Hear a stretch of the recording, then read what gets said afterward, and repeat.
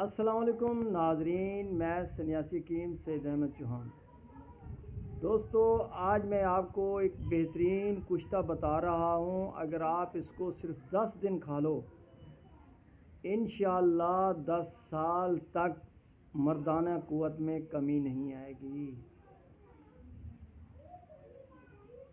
چاہے جتنا بھی کمزوری ہے یا آج کل کا جیسے دور چل رہا ہے، مردانہ قوت میں کمی آنا، ٹائمنگ نہ لگنا، ایسے معاملات میں ایک بہترین اور مخلص پن سے ایک میں آپ کو کشتہ بتا رہا ہوں۔ آپ کو کوئی نہیں ایسا بتائے گا، آسان کشتہ۔ دیکھو، لوگ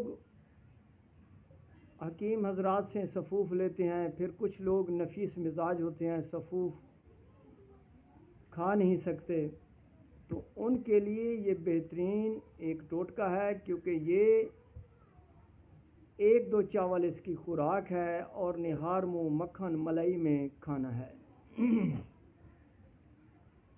تو کرنا آپ نے کیا ہے، 10 گرام شنگرف لیں، بہت سی اچھی سی آلہ، اس کو کھرل کریں اور آدھا پاؤ بکری کا دودھ لیں، یعنی کہ 125 گرام بکری کا دودھ لیں اور اس میں آپ 2-3 قطرے دودھ کے ڈالتے جائیں اور اس کو کھرل کرتے جائیں۔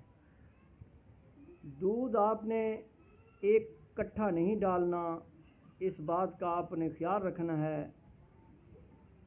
آپ نے دودھ جتنا روزانہ جذب کرنا ہے، 5 گرام 10 گرام، تو آپ نے یہ روزانہ لکھتے جانا ہے کاغذ کے اوپر۔ جب 125 گرام دودھ آپ اس 10 گرام شنگرف میں، جب میرے بھائی آپ نے اس کو جذب کر لیا ہے تو اس کو ایسے گولی سی بنا لو۔ اس کو بالکل خشک نہیں کرنا، اس کو آپ نے گولی سی بنا کر، اب آپ نے کیا کرنا ہے، 25 گرام